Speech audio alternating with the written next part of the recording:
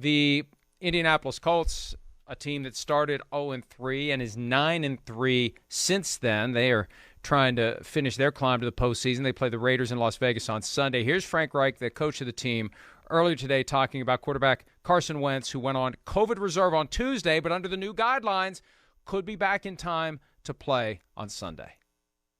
I know that Carson is on the reserve COVID list. If he clears, according to the protocol, his fifth day would be Sunday, and in theory would be available for the game if he clears. In the meantime, he'll be in meetings virtual,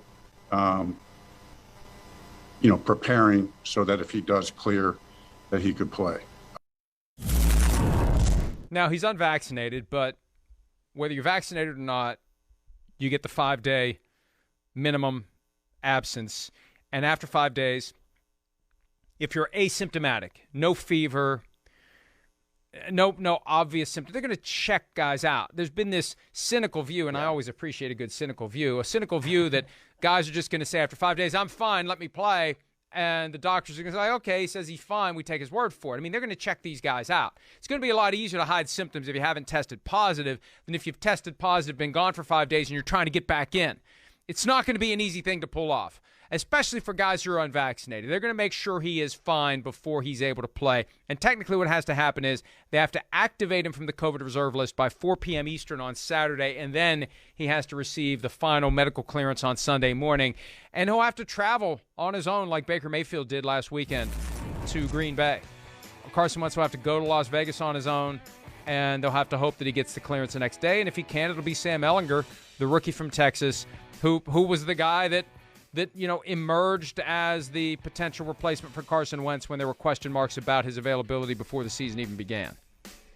Yeah, and that's going to be the interesting thing. I mean, usually when you get that indication on the Saturday that the player's been activated off that COVID list, you kind of feel like, oh, okay, well, that definitely means that they're going to be able to play. In this case, I mean, I feel like we can assume that the Colts are going to do that unless it's just very clear and obvious that Carson Wentz has a lot of symptoms, and there's absolutely no way that all of those symptoms are going to be able to clear up by Sunday by the time that those two teams are supposed to kick off. So I think it's going to be really interesting just to see if Carson Wentz actually is going to be able to clear through the protocol. Not only is he going to be if he's going to be activated on Saturday, but then we'll have to wait Sunday morning to hear, then he actually has been cleared. And yes, he actually is going to be able to play. And if you're Sam Ehlinger, you've got to take advantage of every single rep that you can get this week and just have it in your mind that, I'm going to be playing. I'm going to be starting. I'm going to be going up against that pretty strong Raiders defensive front. And you've just got to be ready for it because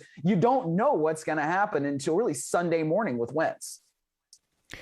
Also for the Colts, Quentin Nelson, who missed Saturday night's win over the Cardinals on the COVID reserve list. He has been activated. For the Raiders, tight end Darren Waller, who has been injured for several weeks now with a knee problem. He's been added to the COVID reserve list. And this is just a churn that is going to continue and continue and continue through the end of the regular season and likely into the playoffs. Although there is kind of a loose hope that Not that the NFL has said this, but there's a belief in league circles that they're hoping it washes through all of the teams now, and it's not an issue when the middle of January rolls around. I mean, you consider the number of positive cases that are tied to guys with symptoms. There's a lot of other guys that surely have it who are asymptomatic, and maybe they are going to have herd immunity by the time the postseason rolls around. Hi, I'm Mike Tirico, and thanks for watching. Make sure to hit subscribe for the latest news and highlights from NBC Sports.